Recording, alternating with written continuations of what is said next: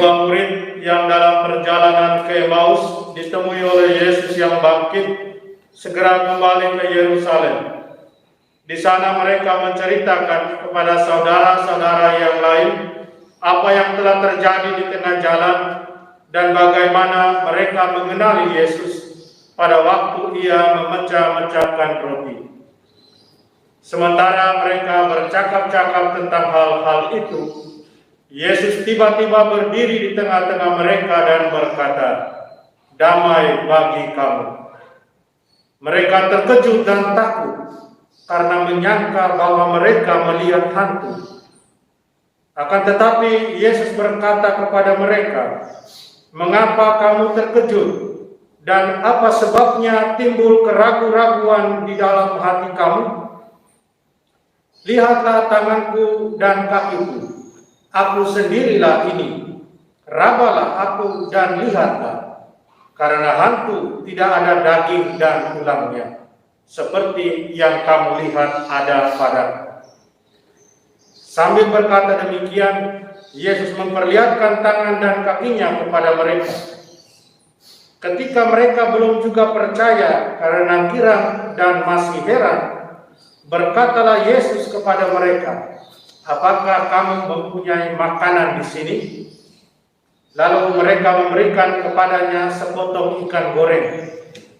Yesus mengambilnya dan memakannya di depan mata mereka. Yesus berkata kepada mereka, "Inilah perkataanku yang telah aku katakan kepadamu ketika aku masih bersama-sama dengan kamu, yakni bahwa harus digenapi semua yang ada tertulis tentang aku dalam kitab Taurat Musa, kitab Nabi-Nabi, dan kitab Mazmur." Lalu Yesus membuka pikiran mereka sehingga mereka mengerti kitab suci. Kata Yesus kepada mereka, "Ada tertulis demikian, Mesias harus menderita dan bangkit dari antara orang mati pada hari yang ketiga. Dan lagi, dalam namanya berita tentang pertobatan untuk pengampunan dosa harus disampaikan kepada segala bangsa, mulai dari Yerusalem. Kamulah saksi-saksi dari semuanya ini." Demikianlah Injil Tuhan. Terpujilah Kristus.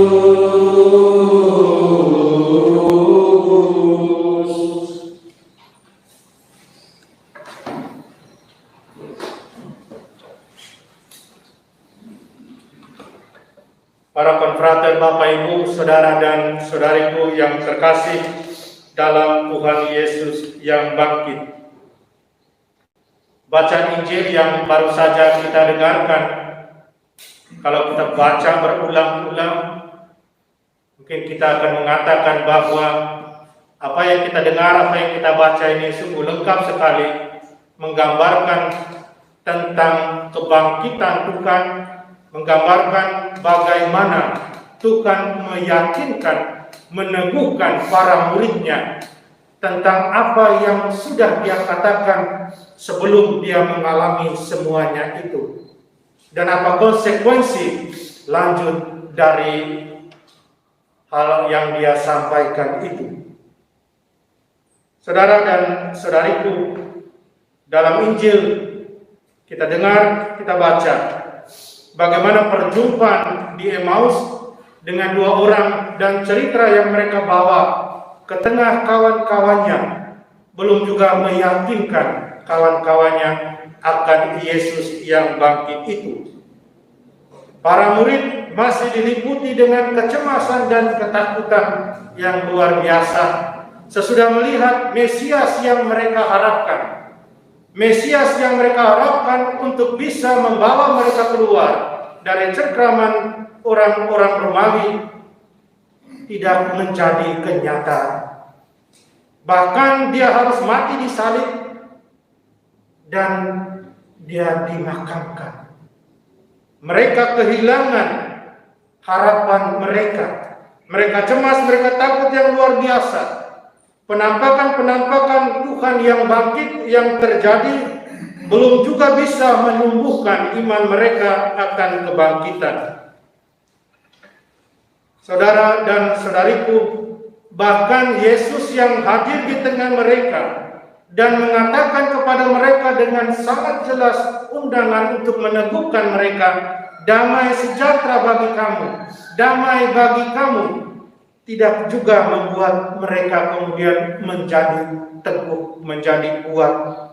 Bahkan seperti dilukiskan dalam Injil, mereka menyangka Yesus adalah hantu. Tetapi kemudian ketakutan, kecemasan berubah menjadi sukacita, berubah menjadi kegirangan dengan hati yang berkobar-kobar setelah Yesus menjelaskan secara terperinci baik tentang dirinya yang sudah berubah, bukan lagi Yesus yang dulu, bukan lagi Yesus yang dulu, tetapi sekarang Yesus yang bangkit, Yesus yang baru sama sekali buat mereka. Yesus tunjukkan luka-lukanya, Yesus perlihatkan bekas-bekas penyalipan, bahkan mengundang mereka untuk mengalami secara lebih dekat dengan merabanya. Dan lebih dari itu, puncak penampakan Tuhan, saudara dan saudariku, selalu terjadi dalam perjamuan. Di Emmaus, mereka menjadi tahu, sadar bahwa itu Tuhan ketika Yesus memecah-mecahkan roti. Injil hari ini ditutup oleh Tuhan sebelum dia menjelaskan tentang kitab suci dengan permintaan sebuah ikan goreng yang dia makan, dan kemudian dia katakan hantu tidak mungkin melakukannya ini. Saudara dan saudariku, dalam perjamuan Ekaristi yang kita laksanakan setiap hari, yang kita rayakan setiap hari, baik itu offline maupun online, Kristus hadir di tengah-tengah kita. Kristus selalu ada di sana dan menyampaikan kepada kita, damai bagi kamu. Pertanyaannya, apakah kita sungguh mengenal Kristus yang hadir itu? Hari kemarin di kamar makan waktu makan pagi, Pater Dami ingatkan saya akan hal ini ketika dia katakan, Ekaristi kita rayakan setiap hari, Kristus ada bersama kita. Apakah kita sungguh meyakini, percaya bahwa dia ada bersama kita dan berikan damai-Nya setiap hari buat kita? Dia berikan damai ini bukan hanya asal beri. Dia mau supaya kita menjadi kuat dalam iman kita dan sadar bahwa kita sekarang adalah saksi dari semuanya ini, walaupun kita tidak mengalaminya secara langsung, melihatnya dengan kasat mata. Kita disadarkan oleh Tuhan bahwa sebagai orang-orang yang dibaptis, sebagai orang Katolik, kita memiliki tugas menjadi saksi di tengah-tengah dunia ini, di tengah-tengah dunia yang lebih sering mencintai kegelapan. Kita diminta untuk menjadi saksi, saksi akan pertobatan dan pengampunan dosa, saksi bahwa Tuhan itu nyata hadir, bahwa Tuhan selalu menghadirkan damai buat semua orang yang mau terbuka dan siap sedia untuk menyambut terang dan damai itu. Saudara dan saudariku, ketika saya mempersiapkan khotbah ini, ada satu puisi yang menarik yang mau saya sharingkan sebagai penutup dari refleksi ini. Puisi itu berbunyi demikian: jalanan ditata dengan batu, batu ditata untuk jalanan. Pikiran hati tak ada hantu, yang ada hanyalah Tuhan. Hutan menghijau ditumbuhi kayu, banyak kayu jenisnya merbau. Tuhan adalah juru selamatku, sumber hidup kebahagiaan hidupku. Sambil berjemur menatap ke langit, langit tertutup awan megah.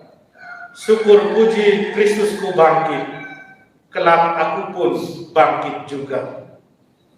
Mentari pagi langitnya biru, awan indah dipandang mata.